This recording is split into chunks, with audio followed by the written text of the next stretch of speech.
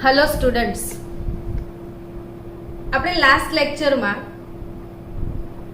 સંખ્યાત્મક ગુણધર્મોની વાત કરીએ તો બાષ્પ દબાણ, ઉત્કલન બિંદુ ઉન્નયન અને ઠાર બિંદુ અવનયન આટલા ટોપિક ભણી ચૂક્યા છીએ. તો ઉત્કલન બિંદુ ઉન્નયન, ઠાર બિંદુ અવનયન આ બંને આધારિત દાખલા પણ કાલે આપણે ગણ્યા. હવે તમારી ટેક્સ્ચ્યુઅલ એક્સરસાઇઝમાં જે આ બંને ટોપિકના રિલેટેડ પ્રોબ્લેમ્સ આપ્યા હોય એને સોલ્વ કરી દો ને હવે આપણે નેક્સ્ટ સેશન સ્ટાર્ટ કરીએ છીએ અભિસરણ દબાણ. તો આજનો આપણો ટોપિક છે અભિસરણ. અભિસરણના લગતી ઘણી બધી ફિનોમિના તમે તમારી ડે ટુ ડે લાઈફમાં જોઈ છે.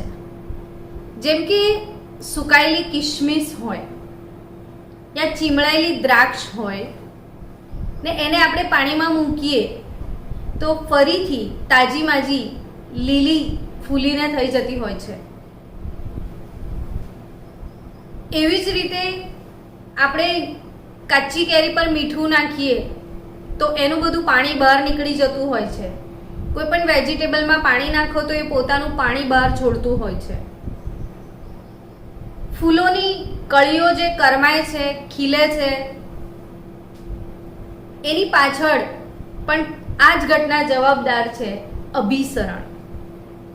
તો અભિસરણ શું છે એને આપણે ડિટેલમાં શીખીએ આજે. ધારો કે મારી પાસે બે દ્રાવણોને મેં અર્ધ પારગમ્ય પડદા વડે અલગ કરેલું છે. આ જે મેમ્બ્રેન છે એ સેમી પરમિએબલ મેમ્બ્રેન છે. સેમી પરમિએબલ મેમ્બ્રેન यानी कि अर्ध पारगम्य पर्दो SPM, सेमी परमिएबल मेम्ब्रेन. आ अर्ध पारगम्य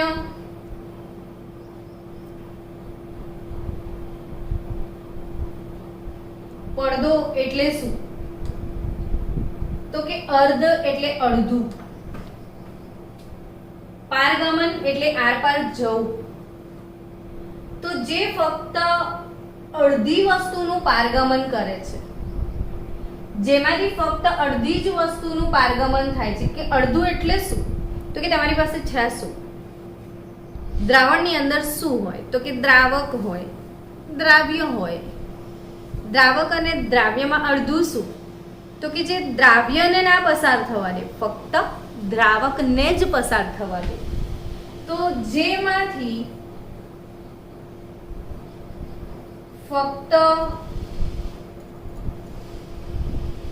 દ્રાવકના જ અણુ પસાર થાય, જેમાંથી ફક્ત દ્રાવકના જ અણુ પસાર થાય તેને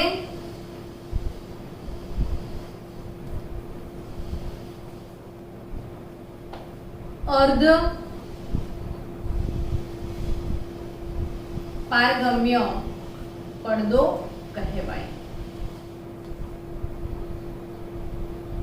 તો આ અર્ધ પારગમ્ય પડદા તરીકે શું વાપરી શકાય એની વાત કરીએ તો પાર્ચમેન્ટ પેપર વાપરી શકાય,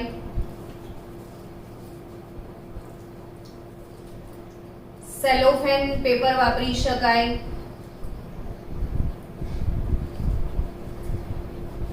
બટર પેપર વાપરી શકાય.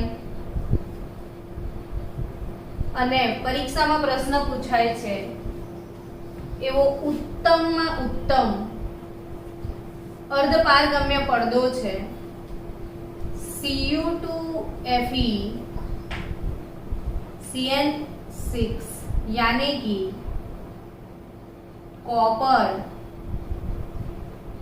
फेरोसाइनाइड. कॉपर फेरोसाइनाइड ઉત્તમ અર્ધપારગમ્ય પડદો છે? આ એમસીક્યુ તમારે બોર્ડમાં પણ આવે છે. તો કોપર ફેરોસાયનાઇડ Cu2FeCN6 એ ઉત્તમ અર્ધપારગમ્ય પડદો છે, બેસ્ટ સેમી પરમિએબલ મેમ્બ્રેન. આ સિવાય પ્રાણી કોષ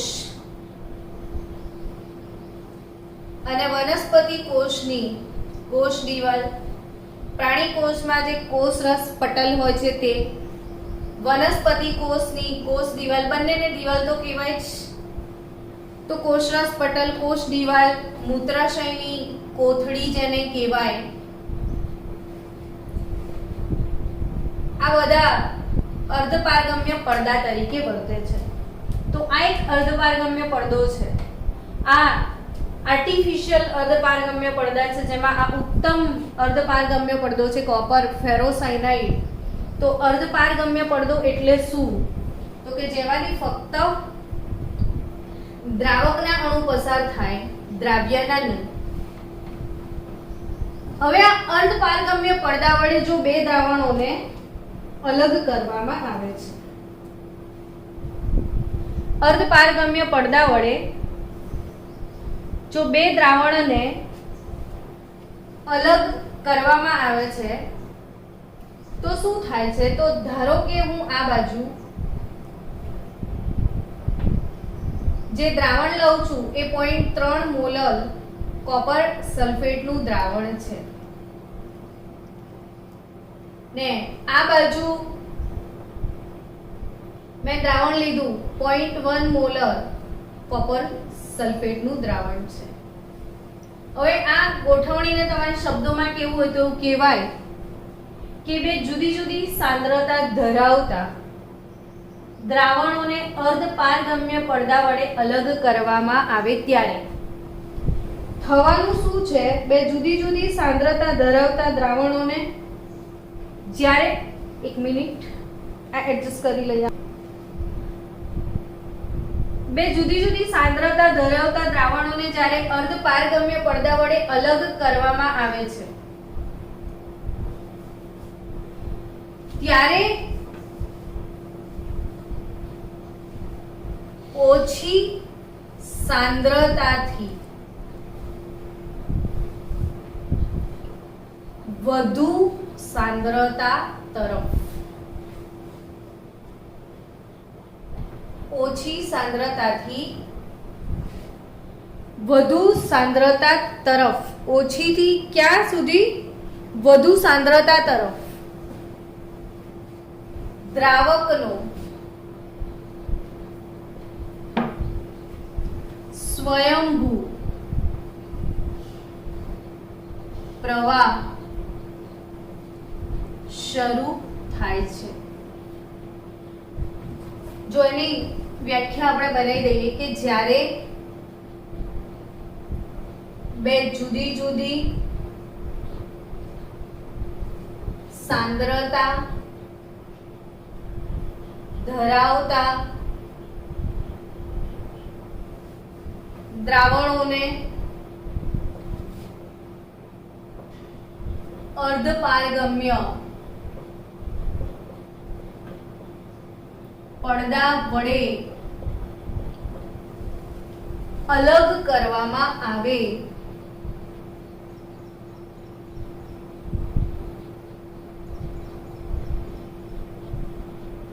ત્યારે ઓછી સાંદ્રતાથી વધુ સાંદ્રતા તરફ દ્રાવકનો સ્વયંભૂ પ્રવાહ શરૂ થાય છે. તો આ ઘટનાને અભિસરણ કહેવાય. બહુ જ સરસ ક્વેશ્ચન છે આ, બોર્ડ વાળાને પણ ગમે છે. પ્રકરણ 2 માંથી થિયરીનો ક્વેશ્ચન પૂછાય છે 3 to 4 માર્ક્સના અંદર. તો આ થિયરી પ્રિપેર કરવી જ જોઈએ. અભિસરણની ઉપયોગિતા અથવા અભિસરણનું જૈવિક મહત્વ તથા અભિસરણ દબાણ એટલે શું, એના આધારિત ઘણા બધા MCQ પણ પૂછાય છે. એના આધારિત ઘણા બધા દાખલા પણ પૂછાય છે ને એના આધારિત થિયરી પણ પૂછાય છે. આ એટલે બહુ મોટો ટોપિક ગણાય. આ જે ટોપિક ઘણો લાંબો પણ છે, અભિસરણ અને સહેલો પણ છે. બહુ ઇઝી ગોઈંગ ટોપિક છે જે સહેલાઈથી તમે આને કરી શકો તૈયાર. તો જ્યારે મેં જુદી જુદી સાંદ્રતા ધરાવતા દ્રાવણોને અર્ધપારગમ્ય પડદા વડે અલગ કરવામાં આવે ત્યારે ઓછી સાંદ્રતાથી વધુ સાંદ્રતા તરફ 0.1 થી 0.3 મોલર તરફ દ્રાવક, અહીંયા પાણી લઈએ તો પાણીનો પ્રવાહ આ બાજુ વહેવાનું ચાલુ થાય એટલે આ બાજુના દ્રાવણની સપાટી ઊંચી આવવા લાગે અને આ બાજુના દ્રાવણની સપાટી નીચી જવા લાગે. તો હવે કેમ એવું થાય? તો કે આમાંથી દ્રાવક ઘટી જશે તો ધીરે ધીરે આની સાંદ્રતામાં વધારો થશે, આમાં પાણી ઉમેરાશે તો આની સાંદ્રતામાં ઘટાડો થશે અને આ બંને એક લેવલે એવો પ્રયત્ન કરશે કે બંને બાજુ સાંદ્રતા સમાન થઈ જાય. આનો પ્રયત્ન શું હશે કે બંને બાજુ સાંદ્રતા સમાન કરવી છે આને, એટલે ઓછી સાંદ્રતા તરફથી પાણી આ બાજુ જવા લાગશે અને આ ઘટનાને શું કહેવાય? અભિસરણ. ભૂલી ના જતા, આમાં ઓછી સાંદ્રતાથી કઈ તરફ જવાનું છે? વધુ સાંદ્રતા તરફ દ્રાવક જશે. તો અહીં જે દ્રાવક છે એ આ બાજુથી નીકળીને આ બાજુ જવા લાગશે. આ ઘટનાને અભિસરણ કહેવાય. હવે આ અભિસરણની ઘટનાને મારે રોકવી છે તો મારે અભિસારક દબાણ આપવું પડે. તો આ અભિસરણ યા અભિસારક દબાણ, ઓસ્મોટિક પ્રેશર એટલે શું એ સમજીએ. તો કે હવે મને કઈ બાજુ દબાણ આપવું જોઈએ? લોજિકલી તમે જાતે વિચારો કે મારે આને ક્યાં દબાણ આપવું જોઈએ. તો કે કોનો લેવલ વધતો જાય છે? આની સપાટી ઊંચી જાય છે. જો હું અહીંયા પિસ્ટન મૂકી દઉં, ચલો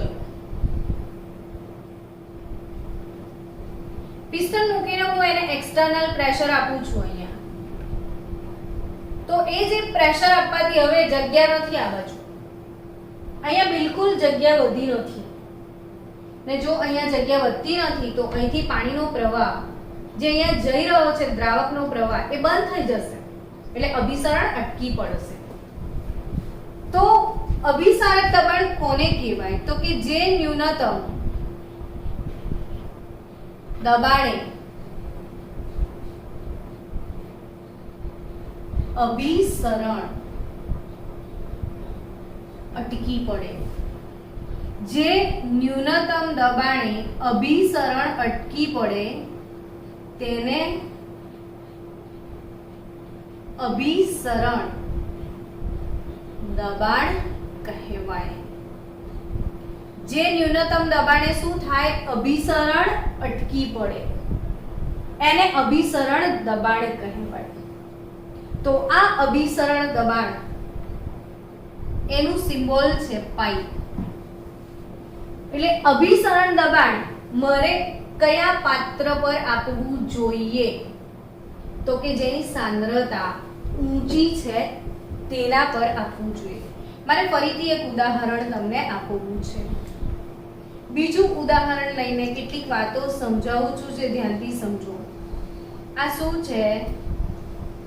અર્ધપારગમ્ય પડદો છે. આ બાજુ એક દ્રાવણ લીધું છે જેની સાંદ્રતા 0.5 મોલર છે.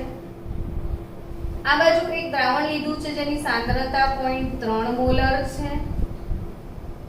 હવે જો અભિસરણ થશે તો ઓછી સાંદ્રતાથી વધુ સાંદ્રતા તરફ પાણીનો સ્વયંભૂ પ્રવાહ ચાલુ થશે એટલે આનો સપાટી ઊંચી આવશે, આની સપાટી નીચી જશે. તો મારે અભિસરણ દબાણ કોને આપવું પડે? તો એનો જવાબ આવે જેની સાંદ્રતા વધુ હોય. જેની સાંદ્રતા વધુ હોય તેને અભિસરણ દબાણ આપવું પડે. પાક્કું યાદ રાખજો. કન્સેપ્ચ્યુઅલ ક્વેશ્ચન અહીંયાની કોમ્પિટિટિવ લેવલે આવતા હોય છે. તો જેની સાંદ્રતા વધારે હોય એને અભિસરણ દબાણ આપવું પડે. 0.5 સાંદ્રતા ઊંચી છે તો મારે અભિસરણ દબાણ આ પાત્ર પર આપવું પડે. હવે સપોઝ મેં અહીંયા પાઈ એક્સટર્નલ આપ્યું છે, એટલે બીજો ક્વેશ્ચન અરાઈઝ થાય, કેટલું આપવું પડે? તો મારે કેટલું પ્રેશર આપવાનું એને? તો કે આ જે દ્રાવણ છે એને પોતાનું અભિસરણ દબાણ ધારો કે પાઈ1 છે, 0.3 મોલર સાંદ્રતા વાળા દ્રાવણનું અભિસરણ દબાણ પાઈ1 છે, 0.5 મોલર સાંદ્રતા વાળા દ્રાવણનું અભિસરણ દબાણ પાઈ2 છે. તો કેટલું અભિસરણ દબાણ આપવું પડે? તો મોડ ઓફ પાઈ2 માઈનસ પાઈ1 જેટલું. આ પણ યાદ રાખજો, કેટલું અભિસરણ દબાણ આપવું પડે? તો બંનેના તફાવત જેટલું પાઈ એક્સટર્નલ મારે આપવું પડે. અર્થાત આ દ્રાવણનું અભિસરણ દબાણ પાઈ1, આ દ્રાવણનું અભિસરણ દબાણ પાઈ2 ને બંનેનો તફાવત છે પાઈ2 માઈનસ પાઈ1 અને આટલું અભિસરણ દબાણ આ પાત્રને મારે આપવું પડશે. તો હું કેટલું અભિસરણ દબાણ આપું? કોને આપું? પહેલા તો અભિસરણ દબાણ, તો કે જેની સાંદ્રતા ઊંચી હોય તેને આપવું પડે. કેટલું આપવું પડે? તો બંનેના તફાવત જેટલું મારે આપવું પડે. અને ક્યારે અભિસરણ દબાણ અટકે? તો કે જ્યારે બંને બાજુ સાંદ્રતા સમાન થાય તો કુદરતી રીતે અટકી જશે, ને જો સાંદ્રતા સમાન નથી થઈને અટકાવવું છે તો અભિસરણ દબાણ તમારે આપવું પડશે. તો હવે આ જે અભિસરણની ઘટના છે એ અભિસરણ દબાણ એના માટેના સૂત્રની આપણે તારવણી કરીએ કે અભિસરણ દબાણ પાઈ કેવી રીતે શોધી શકાય? તો એની વાત કરીએ. સૌથી પહેલા વોન્ટ હોફ અને ફેફર આનો શું ફાળો છે એ સમજીએ. તો કે વોન્ટ ઓફ અને ફેફરે આપણને એક સજેશન આપ્યું. શું સજેશન આપ્યું આ બંને વૈજ્ઞાનિકોએ એ સમજીએ. તો કે એકદમ શાંતિથી સમજો કે મારી પાસે આ પ્રવાહી છે. તમને વાયુની લાક્ષણિકતા ખબર છે કે વાયુના અણુઓ કેવી ગતિ કરે? તો કે વાયુના અણુઓ અસ્ત વ્યસ્ત ગતિ કરતા હોય છે. વાયુના અણુઓ કેવી ગતિ કરતા હોય છે? અસ્તવ્યસ્ત ગતિ કરતા હોય છે. હવે આપણે કોઈ એક સરસ વાત કીધી અહીંયા કે જો આ દ્રાવક, મારી પાસે અત્યારે આ દ્રાવ્ય છે, હું આ દ્રાવકની અંદર દ્રાવ્ય ઉમેરી દઉં તો દ્રાવ્યના અણુઓ આમ છૂટા છવાયા ફેલાઈ જશે, દ્રાવણમાં વિખેરાઈ જશે. અર્થાત કે દ્રાવ્યના કણો અસ્તવ્યસ્ત થઈ ગયા છે અને આ જે અસ્તવ્યસ્ત થઈ ગયા છે એ વાયુના અણુઓ જેવા જ થઈ ગયા. વાયુના અણુઓ અસ્તવ્યસ્ત ગતિ કરે છે એમ દ્રાવ્યના અણુઓ દ્રાવણમાં અસ્તવ્યસ્ત ગતિ કરતા હોય છે. અને આ વસ્તુ સમજાઈ ને એમણે એવું સજેશન આપ્યું કે વાયુના નિયમો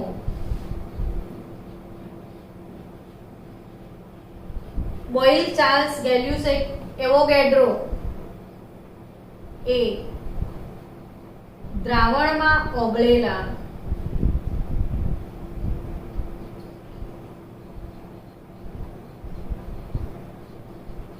દ્રાવ્યને પણ લાગુ પાડી શકાય.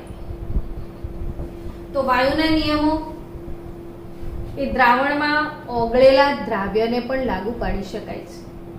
એવું કોણે સમજાવ્યું? તો વોન્ટ હોફ અને ફેફરે સમજાવ્યું. અને વોન્ટ હોફ અને ફેફરના ફાળાથી એ ખબર પડી કે વાયુના નિયમો આપણે હવે કોને લાગુ પાડવાના છે? દ્રાવ્યને. તો આ નિયમો કયા કયા છે એની ડિટેલ સમજીએ. તો વોન્ટ હોફ, ફેફરે આ નિયમો લાગુ પાડવાનું સજેશન આપ્યું એટલે હવે આપણે બોયલના નિયમને બોઇલ વોન્ટ હોફ નિયમ કહેવાય. તો નેક્સ્ટ નિયમ આપણો બોઇલ વોન્ટ હોફ નિયમ.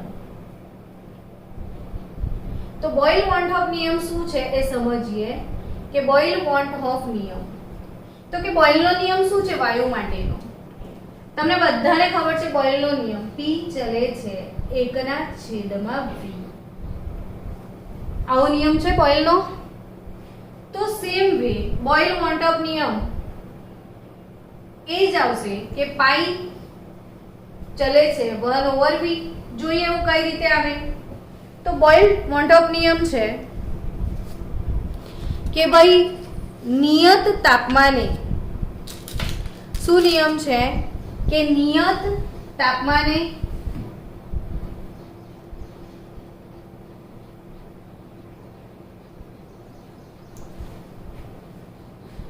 દ્રાવણનું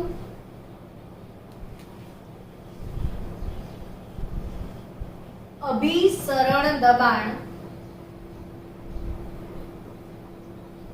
એ તેની મોલર સાંદ્રતાને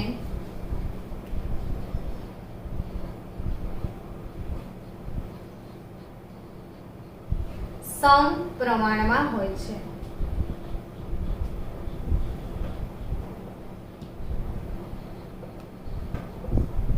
નિયત તાપમાને દ્રાવણનું અભિસરણ દબાણ એ તેની મોલર સાંદ્રતાને સમપ્રમાણમાં હોય છે. અર્થાત પાઈ ચલે છે C, પાઈ ચલે છે C. પણ C શું છે તો કે મોલર સાંદ્રતા, ને મોલારિટી એટલે શું તો કે મોલ પર લીટર, ને મોલ ને હું N કહું, વોલ્યુમ ને હું V કહું, તો પાઈ પ્રપોર્શનલ ટુ N/V. પણ જો N બરાબર 1 મોલ લઈએ તો પાઈ પ્રપોર્શનલ ટુ 1/V. અને પેલો બોઇલનો નિયમ હતો P પ્રપોર્શનલ ટુ 1/V. આ નિયમ છે પાઈ પ્રપોર્શનલ ટુ 1/V. તો બોઇલના નિયમ પરથી તમે તારવણી કરી હતી એવી જ તારવણી અહીં પણ કરી શકો કે પાઈ is equal two K into 1/V.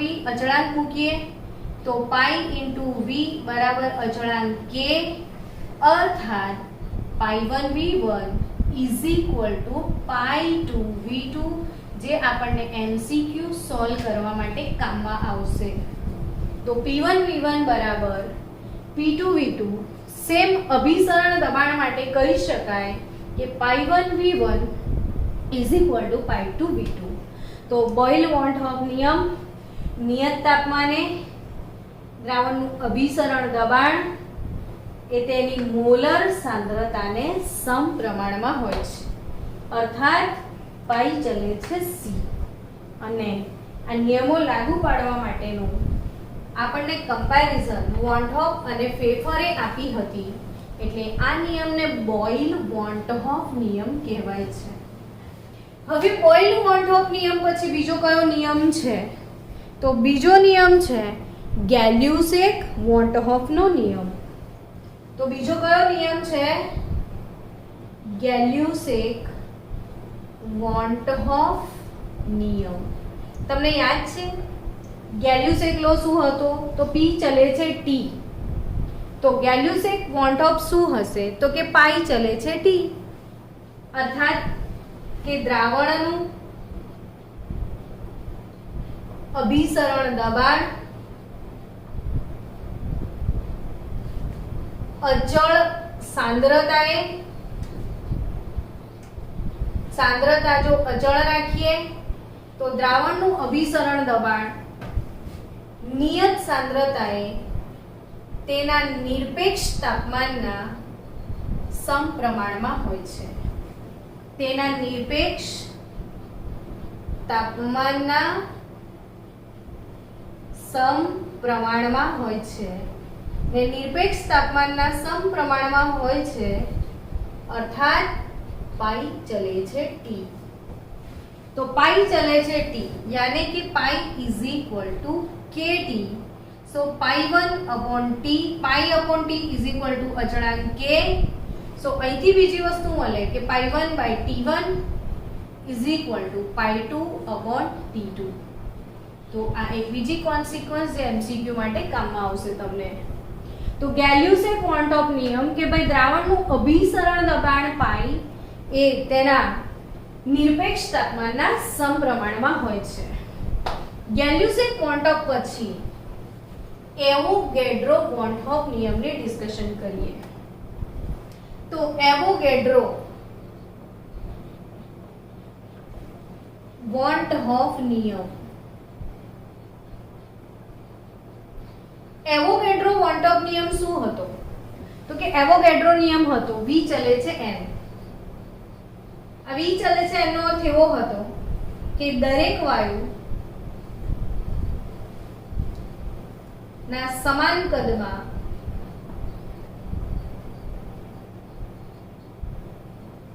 અણુઓની સંખ્યા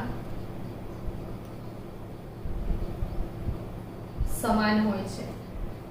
દરેક વાયુઓના સમાન કદમાં અણુઓની સંખ્યા સમાન હોય છે. આ v ચલે છે n, એવોગેડ્રો નિયમ છે. એમ એવોગેડ્રો ક્વોન્ટોફ નિયમ શું કહી શકાય? તો કે સમાન અભિસરણ દબાણ ધરાવતા, સમાન અભિસરણ દબાણ, અહીંયા સમાન કદ ધરાવતા જુદા જુદા વાયુઓ જુદા જુદા હોય પણ એમનું કદ સમાન હોય તો અણુઓની સંખ્યા સમાન હોય છે. એમ સમાન અભિસરણ દબાણ ધરાવતા દ્રાવણોમાં કણોની સંખ્યા સમાન હોય છે. શું સમાન હોય છે? કણોની સંખ્યા સમાન હોય છે, અર્થાત પાઈ ચલે છે n.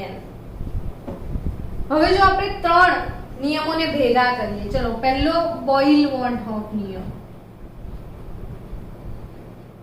બીજો ગેલ્યુસે-ક્વોન્ટહોફ નિયમ, ત્રીજો એવોગેડ્રો-ક્વોન્ટહોફ નિયમ. તો અહીંયા પાઈ ચલે છે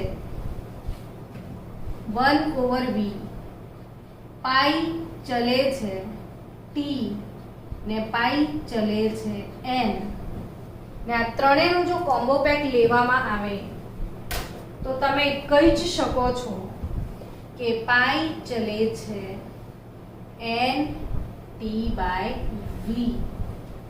અને જો ચલન કાઢીને અચળાંક નાખવામાં આવે તો pi v is equal to nRT. શું અચળાંક નખાશે? પાઈ v is equal to nRT. So pi is equal two n/v RT. અને આ n/v ને સાંદ્રતા c તરીકે લઈ શકાય. તો અહીં સાંદ્રતા c n/v મોલ છેદમાં લીટર એટલે મોલારિટી થાય ને. તો અહીં પાઈ ઇઝ ઇક્વલ ટુ CRT. તો આ બધા સૂત્રો મોડે કરી દો. પાઈ v is equal to nRT, પણ n/v એટલે સાંદ્રતા c. So pi is equal two CRT. Pi is equal two શું? CRT. હવે હજી આપણે વધારે આગળ જઈએ આ સૂત્રમાં. આ લખાઈ ગયું હોય તો હું આને રબ કરું છું. પાઈ v is equal to nRT પર ફરી ફોકસ કરીએ તો n શું છે? તો કે n મોલ છે. મોલ કઈ રીતે મળે? તો કે વજન છેદમાં આણ્વીય દળથી મળશે. મોલ કઈ રીતે મળશે તમને? તો કે વજન છેદમાં આણ્વીય દળ. તો પાઈ ઇઝ ઇક્વલ ટુ શું? તો કે n ની જગા પર WRT/mv. એક આ સૂત્ર પણ અભિસરણ દબાણ માટે છે કે પાઈ ઇઝ ઇક્વલ ટુ WRT/mv, જ્યાં W દ્રાવ્યનું વજન, R વાયુ અચળાંક, ટી નિરપેક્ષ તાપમાન, એમ દ્રાવ્યનો આણ્વીય દળ અને વી દ્રાવણનું કદ લીટરમાં. આ તમામ પેરામીટર જો આપણે જાણતા હોઈએ તો અભિસરણ દબાણ પાઈ ગણી શકાય છે. હવે આપણે અભિસરણ દબાણ પાઈ ની બીજી વાત કરીએ કે અભિસરણ દબાણ પાઈ તો ગણી શકાય છે. ઓકે, તો pi v is equal to nRT.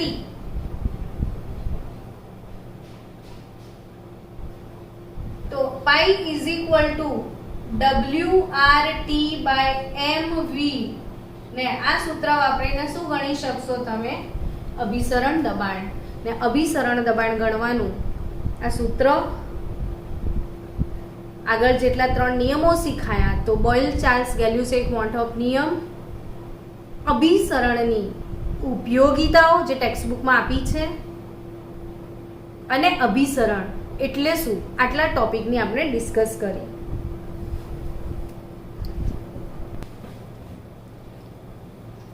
ચલો હવે આપણે સૂત્ર શીખ્યા અભિસરણ દબાણનું, તો એને કઈ રીતે વાપરવાનું એ આ પ્રોબ્લેમ થ્રુ સમજીએ.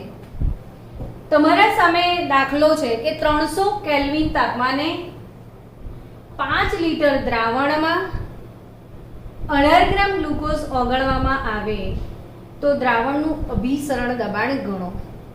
તો શું આપ્યું છે એ લખો. તો પહેલું જ તમને આપ્યું છે તાપમાન T. કેટલા કેલ્વિન? તો કે 300 કેલ્વિન તાપમાન આપી દીધું છે. 5 લિટર દ્રાવણમાં તો દ્રાવણનું કદ V 5 લિટર તમને આપ્યું છે. 18 ગ્રામ ગ્લુકોઝ તો ગ્લુકોઝનું દળ આપ્યું છે 18 ગ્રામ. દ્રાવણનું અભિસરણ દબાણ ગણો. તો અભિસરણ દબાણ પાઈ તમારે શોધવાનું છે. તો તાપમાન T 300 કેલ્વિન, કદ V 5 લિટર, દળ 18 ગ્રામ ને અભિસરણ દબાણ પાઈ. તો pi V is equal to nRT. Pi V is equal two શું? nRT.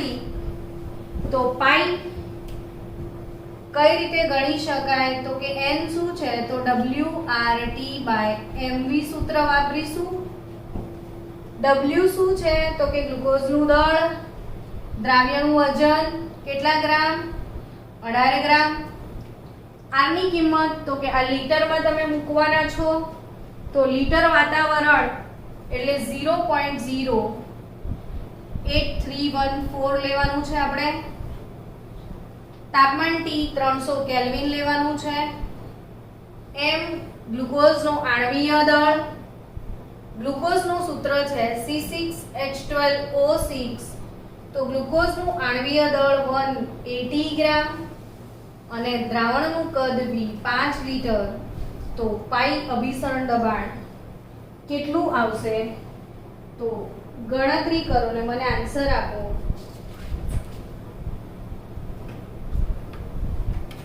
0.498812.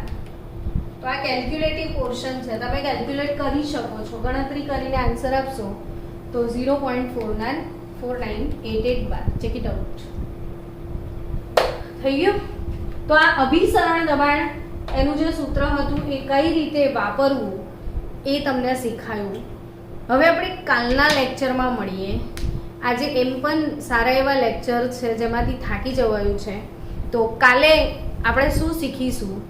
સમ અભિસારી દ્રાવણો અને હાઇપોટોનિક અને હાઇપરટોનિક. તો અભિસરણ દબાણ એની એક થિયરી બાકી છે જે કાલે કરશું, અને એ થિયરી બેઝ થોડા MCQs અને પ્રોબ્લેમ સોલ્વિંગ આ બધું આપણે કાલે કરશું. તો ત્યાં સુધી આ થિયરી તમે મોડે કરીને વાંચી લો.